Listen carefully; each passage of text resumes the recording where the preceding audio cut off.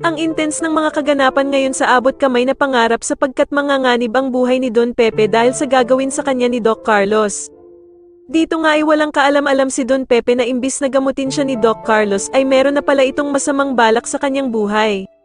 Samantala ay magugulantang ang lahat dahil sa biglang pagkakaroon ng cardiac arrest ni Don Pepe dahil nga sa pagkakaalam ng lahat ay maayos na ang lagay niya at bigla naman itong mangyayari sa kanya. Kaya naman ay agad na pupunta nga ang lahat kay Don Pepe at dito nga ay maabutan nila si Doc Carlos na nagkukunwaring nire-revive ang kanilang amang si Don Pepe kahit na ang totoo ay gusto na talaga niya itong mamatay. Wala namang ibang magagawa sila Doc Robert at Giselle kundi umiyak at magyakapan habang nire-revive ang kanilang amang si Don Pepe. Samantala matapos ngang walang makuhang fingerprints ang mga pulis kay Moira mula sa medical equipment sa kanilang hideout ay sunod naman nilang kukuhanan ng fingerprints ang anak niyang si Zoe.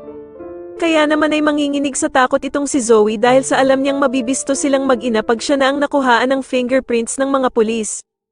At dito nga ay hindi na makakapayag ang bruhang si Moira at gagawin nga nito ang lahat para mapigilan ng mga pulis sa pagkuha nila ng fingerprints sa anak niyang si Zoe. Sa kabilang banda naman ay biglang tatawag si Lynette kay Giselle at takang-taka naman siya kung bakit humahagulgol ng iyak itong si Lynette.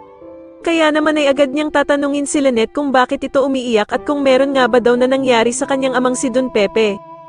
Sa tingin niyo tuluyan nga kayang napatay ni Doc Carlos si Don Pepe o magawa kayang maisahan ni Don Pepe ang traidor na si Doc Carlos? Mas lalo na nga talagang nagiging exciting ang mga susunod na kaganapan kaya naman ay mas lalo pa nating abangan ang mas lalong gumigandang abot kamay na pangarap. Maraming salamat po sa inyong panonood at sana po ay mas subscribe niyo ako. Maraming salamat po.